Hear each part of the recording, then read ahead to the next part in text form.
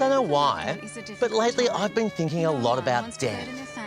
Funerals can cost anywhere from $4,000 to $15,000. I wouldn't want to burden them with my funeral costs. Choosy lets you choose funeral insurance with confidence and costs no more. That's why I bought funeral insurance.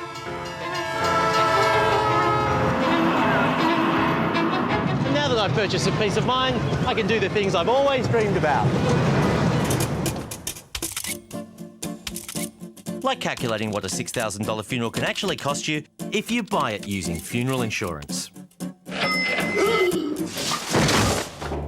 Actually, dying early is a great way to get value for money from funeral insurance. Looking after my family is very... But if you're thinking about paying for a funeral in advance and don't want to be a financial burden to yourself, remember that the product you see advertised the most... Luckily, I found Choosy. ...isn't the only option. Nice shirt. A prepaid funeral lets you stipulate what type of funeral you want.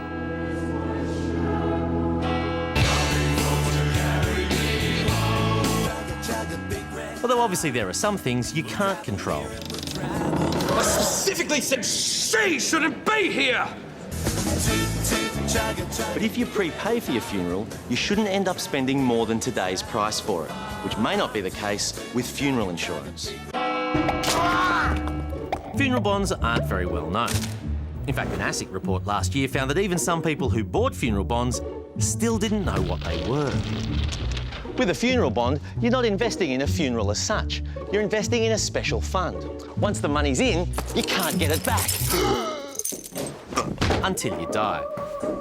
Your investment's guaranteed, and any money the investment makes is added to your funeral fund.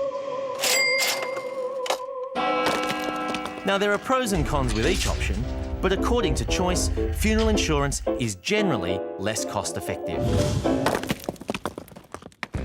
And none of them are cost-effective if you're already covered. Hey, funeral cover is sometimes included with your superannuation or with life insurance if you've got that, which I do.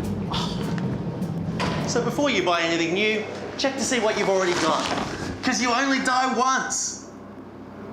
Hello? There is a DIY option too. British consumer group Which says a high-interest savings account is the simplest and safest option to save for a funeral.